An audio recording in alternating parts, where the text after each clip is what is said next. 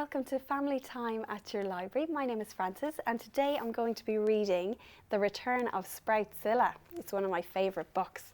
It's written by Tom Jamieson and illustrated by Mike Byrne, and thanks to Macmillan Publishers for allowing us to read this today. So let's see what happens.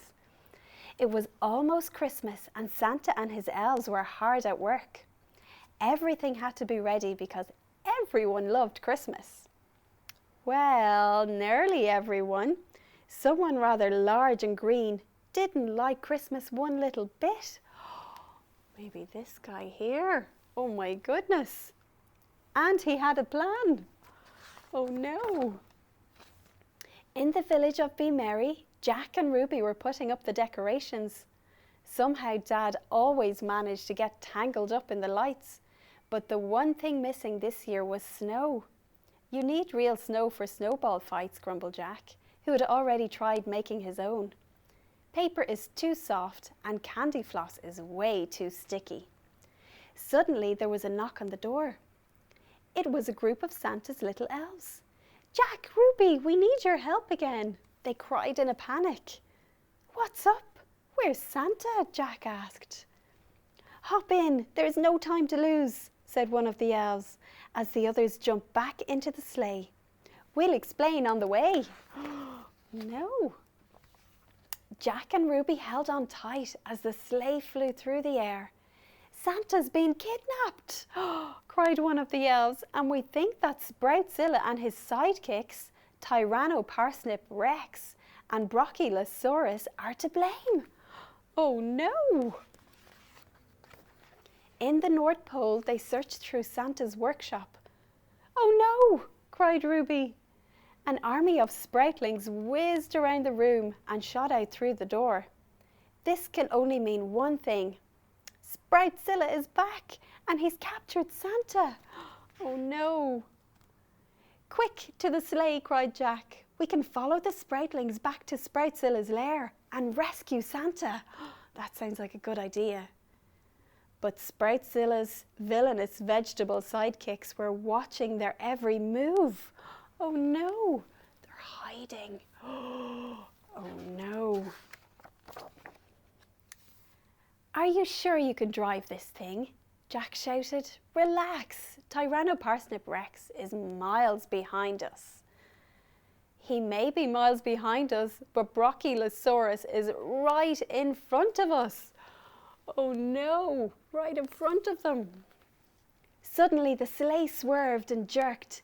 Jack and Ruby tumbled through the sky, straight into Sproutzilla's grass below. Ah! Oh no. Sproutzilla carried Jack and Ruby back to his sprout lair, where Santa was already behind bars.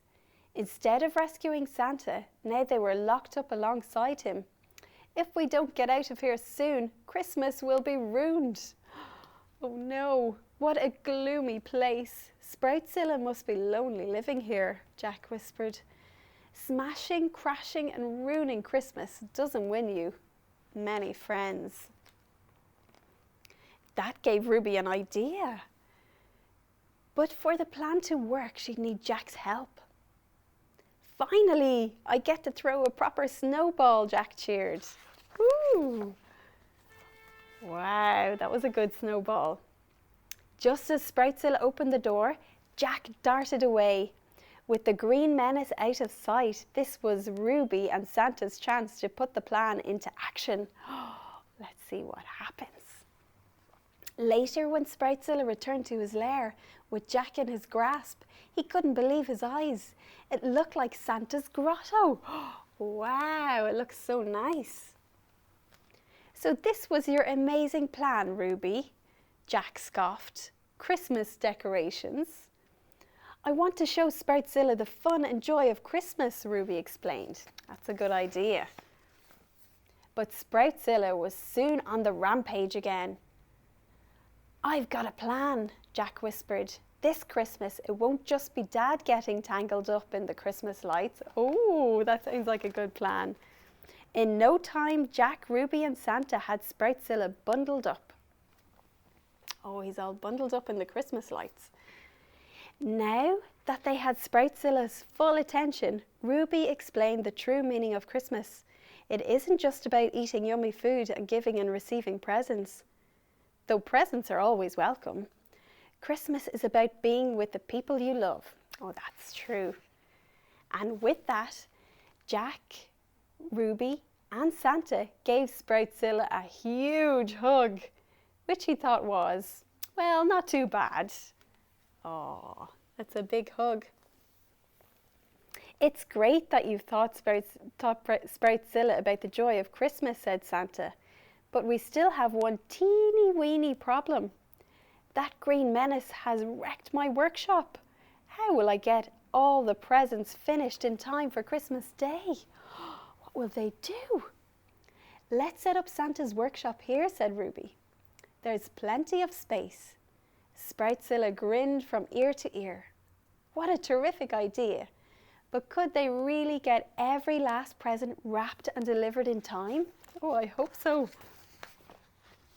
Only with everyone lending a hand. And yes, that means everyone.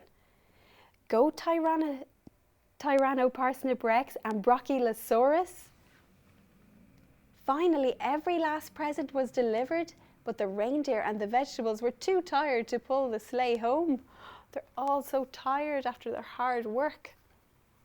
Luckily, Ruby knew a sprout-powered way to get back in time for Christmas. I wonder what it is. Here we go, bellowed Santa. Hold on tight. Pop! Oh my goodness. So the sprouts helped power Santa's sleigh. I can't thank you enough for saving Christmas, cheered Santa. There was just time for one last group hug. Aw, before Jack and Ruby waved goodbye to the sleigh. That's a good group hug. But Jack couldn't help noticing there was still no snow. Look, Jack, said Ruby, pointing up to the sky.